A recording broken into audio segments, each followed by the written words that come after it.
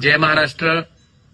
धाराशिव लोकसभा मतदारसंघातील नगर परिषदांसाठी जी मतदान प्रक्रिया त्या ठिकाणी पार पडली होती त्याची मतमोजणी आज होती आणि या मतमोजणी झाल्याच्या नंतर त्या ठिकाणी ह्या निवडणुकीमध्ये जे जे नगरसेवक पदाचे उमेदवार महाविकास आघाडीचे विजयी झाले त्या सर्वांचं मी मनापासून हार्दिक अभिनंदन करतो. आणि आपण ही निवडणूक सर्वसामान्य लोकांसाठी लढवत होतो आणि जरी आपली सत्ता नसली तरी जी जबाबदारी लोकांनी आपल्यावर टाकली त्या जबाबदारीचं भान ठेवून 24 तास लोकांमध्ये राहून लोकांसाठी आपण काम करत राहावं एवढी विजयी झालेल्या सर्व नगरसेवक पदाच्या उमेदवारांना मी विनंती करतो.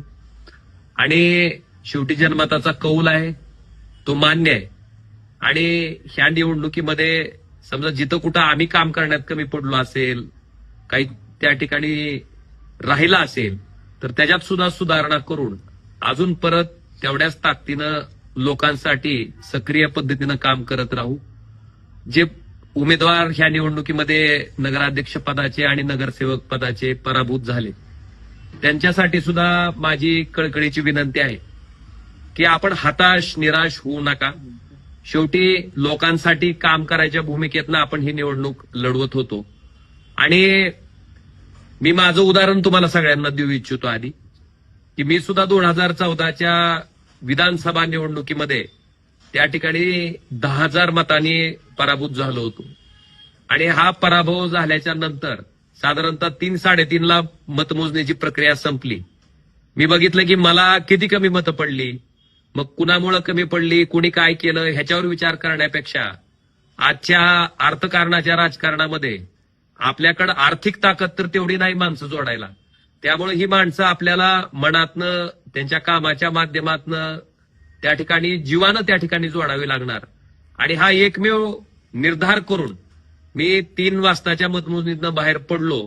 ते पहिल्यांदा 5 वाजताच्या पहिल्या लग्नाला मी त्या ठिकाणी उपस्थिती लावली आणि त्या दिवसापासून अखंडपणे लोकात राहून लोकांसाठीच प्रामाणिकपणे काम करत राहिलो. त्यामुळं पराभवानं खचून न जाता आपल्याला लोकांना जोडण्यासाठी जे सगळ्यात मोठं माध्यम आहे की त्यांच्यासाठी कामाला पडणं, त्यांच्यासाठी 24 तास उपलब्ध राहणं आणि त्यांच्या संपर्कात राहणं, मला वाटतंय हे काम मी अखंडपणे 14 ते 19 त्या ठिकाणी करत आलो. आणि त्याचाच परिपाक सामान्य जनतेनं प्रचंड पैशाची ताकद असताना सत्तेची ताकद असताना सुद्धा 2019च्या लोकसभेच्या निवडणुकीत तब्बल 1,27,000 पेक्षा अधिकच्या मताने आणि 2024च्या लोकसभेच्या निवडणुकीत तब्बल 3,29,846 इतक्या मताच्या फरकाने त्या ठिकाणी लोकांनी परत सभागृहात जाण्यासाठी संधी दिली. त्यामुळं आपल्याला सुद्धा विनंती आहे की एक निवडणूक झाली म्हणजे सगळं काही संपलं असं होत नाही. आपल्याला लढा हा द्यावाच लागणार आहे आणि त्याच्यासाठी लोकांच्या संपर्कात जाऊन काम करणं, त्यांच्यासाठी सतत उपलब्ध असणं, मला वाटतं हा मूलमंत्र पण त्या ठिकाणी आपण पाळून जर काम करत राहिलो तर निश्चित पुढच्या निवडणुकीमध्ये यश हे आपलंच असणार आहे. आणि मला वाटतंय आपल्याला सुद्धा माझी विनंती आहे की पराभव झाला म्हणजे काही एक निवडणूक नाही, अजून 5 वर्षानं परत निवडणुका त्या ठिकाणी येणार आहेत. पण आपण खचून न जाता निराश न होता तेवढ्याच ताकदीनं लोकांमध्ये राहून जेवढी मतं आपल्याला कमी पडलीत तेवढी मतं जोडण्यासाठी, माणसं जोडण्यासाठी जे काही कष्ट घेणं आपल्याला अपेक्षित आहे, लोकांसाठी काम करणं अपेक्षित आहे, त्याच्यासाठी सामान्य लोकांसाठी आपण सगळ्यांनी सक्रिय राहावं असं सगळ्या पराभूत उमेदवारांना सुद्धा मी महाविकास आघाडीच्या नम्र आवाहन करतो.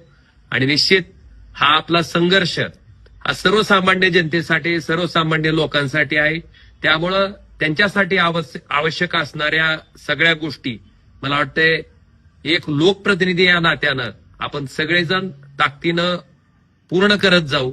आणि जे पराभूत झाले असतील ते सुद्धा, त्यांना सुद्धा जनतेनं काही ना काही मतं टाकलेले, मला वाटतं लोकांनी टाकलेला विश्वास, कमी पडलेले मताचं त्या ठिकाणी जितके आपल्याला कमी पडलेत ते कुणाला दोष देण्यापेक्षा तेवढी माणसं जोडण्यासाठी अजून ताकदीनं, अजून शक्तीनं, अगदी आत्तापासूनच आपण त्या ठिकाणी कामाला लागावं असं नम्र आवाहन मी आपल्या सगळ्यांना करतो. धन्यवाद. जय महाराष्ट्र.